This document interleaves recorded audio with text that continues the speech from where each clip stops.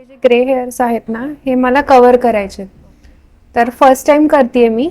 तर मग highlights better राहील की मग ग्लोबल कलर? आता तुम्ही जर म्हणत असाल तर ग्रे साठी जर करत असेल तर आपल्याला ग्लोबल साठी जावं लागेल. अच्छा. आणि तुम्हाला जर असं वाटत असेल की बाबा थोडंसं म्हणजे थोडं फॅशन पण पाहिजे, थोडं दिसता पण पाहिजे, तर मग ग्लोबल प्लस हायलाइट्स असं करू शकता, ज्याने तुमचा ग्रेचा पण प्रॉब्लेम सॉल्व्ह होईल आणि इन बिटवीन हायलाइट्स पण होतील. हो. पण त्याच्यामध्ये म्हणजे ना केस जास्त डॅमेज पण नको व्हायला, कारण की मेंटेनन्स कमी आहे माझा तेवढा.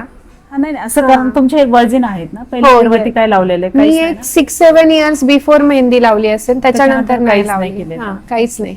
त्याच्यामध्ये थोडं ट्रान्सलुसन इफेक्ट येतो, कव्हरेज नाही देत, पण तो मर्ज होईल. ठीक आहे, चालेल. ग्लोबलीच एक थोडासा मी ब्राऊन चॉकलेट मध्ये देईल, चालेल. म्हणजे ह्याला पण तुम्हाला समजेल की बाबा किती ब्लेंड होतंय, हा. काय होतंय त्याच्या अकॉर्डिंगली. करूया स्टार्ट. हो.